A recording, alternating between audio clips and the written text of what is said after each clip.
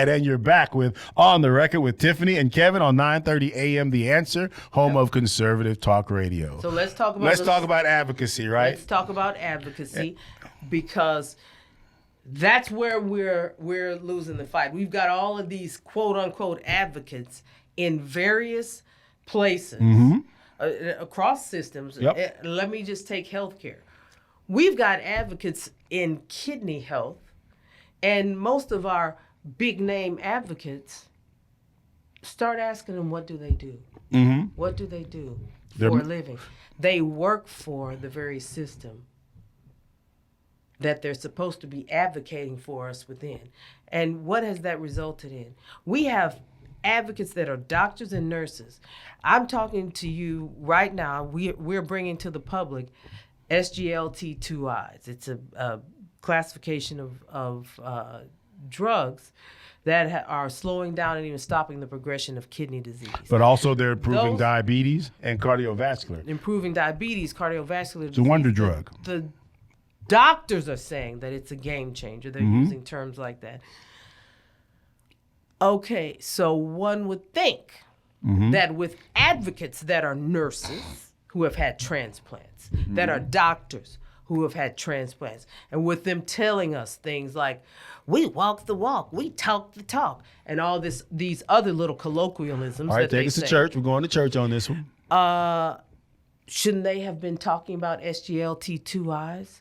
They've been around for 10 years. Radio silence from them on this.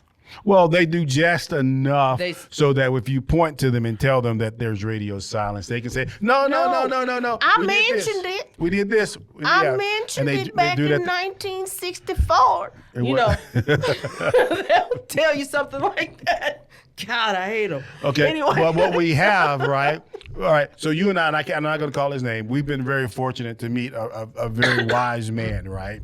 And so he always said, amazing people here in San Antonio, and I'm really blessed. And he always says, "What's your price, Kevin?" Yes. He says, if you know your price, people can be bought. He goes, you can't be bought if you know your price because you're aware of it, right? That's right.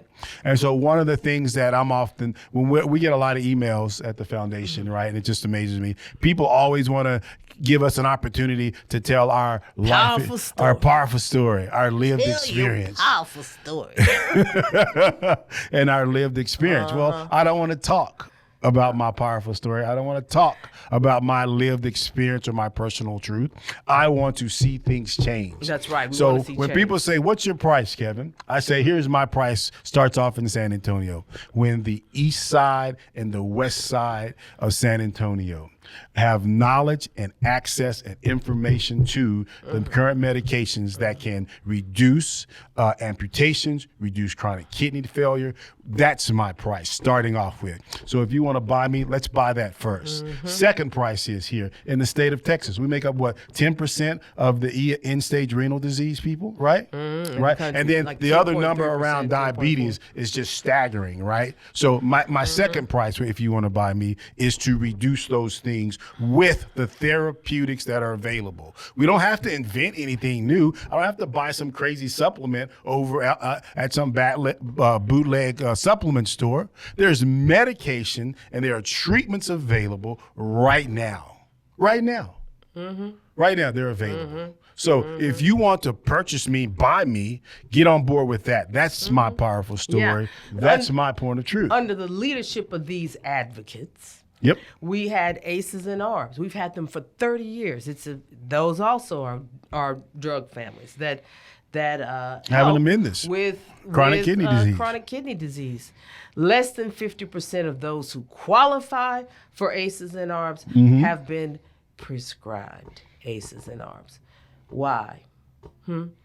You would think that sounding the alarms would be what advocates were out there doing. But they don't. Instead, what we find is that they're out there trying to put a department together for themselves under DHS, trying to put together a new nonprofit that they can profit from, trying to put together whatever to make them look good and feel good, but that will do very little good So for the general public. So here's my cynicism, right? And no, I get to finish my Okay, statement continue. because that has been a problem across systems. Is that you've got these advocates who rise to their little stardom and don't use their platforms to actually advocate change. Mm-hmm. Because policy change, we could have been making policy changes all along. We could have taken EGFR, the singling out of African Americans with EGFR out 30 years ago, but you didn't see any of those advocates pushing for that. Not until the whole George Floyd thing.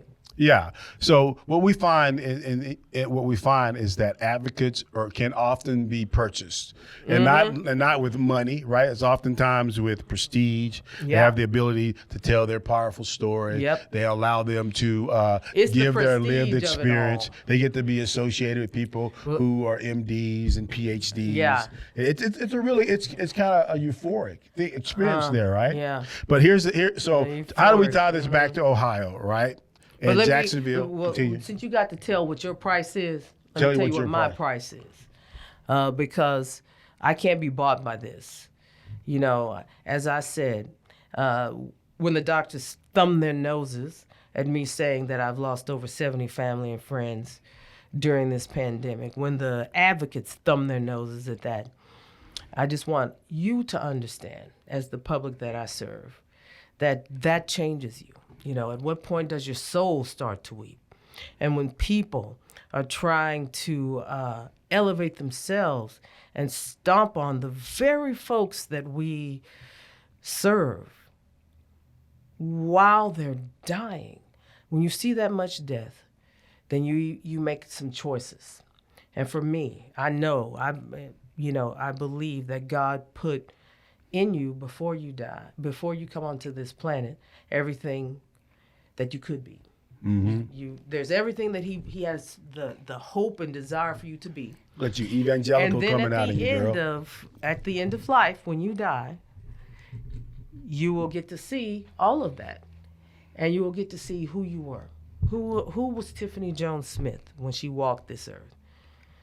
So the price for me is for that woman who's standing there before God to be exactly identical to what he put me here for. So that means I don't have time for petty games. You can have buy me with your gaslighting or gassing up, because they love to gas you up. Don't you want to tell your powerful story? Don't you want to tell your lived experience, your personal truth? My powerful story will be told far and wide for the glory of God and to help the people that we are serving. It will not be utilized just for yet another fun, feel-good moment that results in nothing. So, all my B1s out there, this is the opportunity. And Tiff and I believe this. We often say this, right? As Black people go, right, wherever happens to us happens generally to everyone else in the American system. And so we have always proven to be the group of people who stood up and who've always taken one for the team. And we've advanced America through making allies and commonality. That's come from us, right? And so in this situation where we have, it's clearly an environmental situation where people need to stand up, right? B1s have to stand up and start reaching across the aisles, as we always do, right? And building coalitions around this environmental issue, right? And there are plenty of B1s out there who care about the environment. There are plenty of people I identify as white allies who care about the environment. If that is your calling in life and for our country, you need to start making allies. You need to start using the power of language and words, right, to draw people and bring people in, right? That's where it starts there. Yeah. I mean, I'm not telling people what they need to do. I am. I'm saying, hey, here's our opportunity. Yeah. Here's the opportunity. Every single human being that's walking the face of the earth has a purpose. We have a purpose. And I cannot take your purpose. Mm-hmm. I cannot take Shemaya's purpose. That's our producer. I cannot take anybody else's purpose and walk it out to its full potential. So everybody that's listening has that. You've just forgotten it because we've been told that we have to be a cog in the wheel, and if you make the, we're pushing down what a job should be, what our careers should be, what all these other, but what's your purpose? Yeah. Find it and walk that out. And it's okay, and I think this is where we as Republicans get it wrong, right? It's okay to have an identity. You have an identity of whatever that particular identity is, right? And you can still have an identity and still work with people who don't possess that same identity, right? In order to reach common values, common American values, right? That can be done, and it is being done. Right? As long as you don't view the world through a media lens and don't be, Republicans, please don't be reactive to, well, they didn't give white people enough airtime on the media. It's the media. Of course they're going to do that. And my B-1s don't go, well, they gave those white people more time than they gave us. Really? It's the media.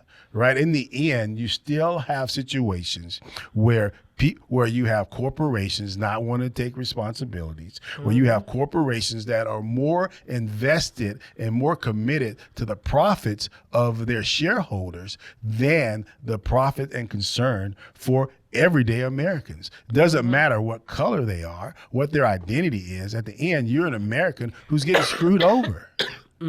And we have the commonalities around that. And that, don't be separated by race or the reaction to this. It's okay to have your identity. Don't be gaslit by race being used as a divider. We are more alike than we are different.